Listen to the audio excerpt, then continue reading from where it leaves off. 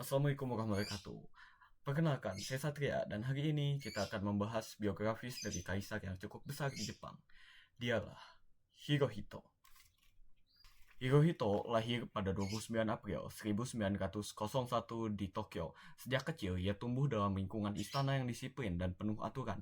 Ia dididik secara khusus sebagai calon pemimpin, jauh dari kehidupan anak-anak biasa.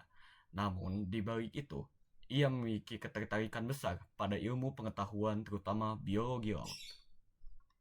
Pada tahun 1916, Hirohito resmi menjadi putra mahkota. Beberapa tahun kemudian, tepatnya 1921, ia melakukan perjalanan ke Eropa, sebuah langkah besar bagi seorang bangsawan Jepang saat itu. Di tahun yang sama, karena ayahnya sakit, Hirohito mulai menjalankan peran sebagai pemangku tahta pemimpin Jepang di usia yang masih muda. Pada tahun 1926 menjadi titik penting dalam hidupnya. Hirohito resmi menjadi kaisar Jepang dan memulai era Showa. Namun, masa pemerintahannya tidak mudah. Jepang mulai memasuki periode ketegangan politik dan militer yang semakin kuat. Di bawah kepemimpinannya, Jepang terlibat dalam ekspansi yang besar. Berujung pada Perang Dunia Kedua, negara itu menjadi bagian dari konflik global yang menghancurkan banyak wilayah. Hirohito menjadi simbol kekaisaran Jepang di tengah perang yang penuh penderitaan.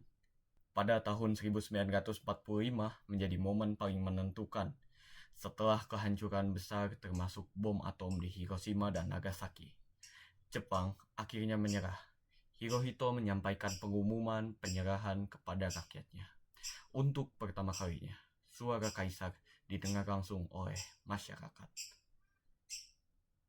Dalam perang, Jepang berubah. Kekuasaan kaisar tidak lagi bersifat politik, melainkan simbolis. Hirohito tetap menjadi kaisar, tetapi dengan peran baru. Sebagai lambang persatuan rakyat, ia juga kembali menekuni minatnya di bidang sains dan aktif menjalani hubungan dengan dunia internasional. Hirohito memimpin Jepang selama lebih dari 6 dekade, menjadikannya salah satu kaisar terlama dalam sejarah. Ia wafat pada 7 Januari 1989 di usia 87 tahun, meninggalkan warisan yang kompleks antara perang dan perdamaian. Dari seorang pangeran muda hingga simbol bangsa, perjalanan hidup Hirohito mencerminkan perubahan besar Jepang itu sendiri, dari kekaisaran militer menjadi negara modern yang damai. Mungkin sekian dari saya. Wassalamualaikum warahmatullahi wabarakatuh. Recovery! Metamero! Metamero! Metamero!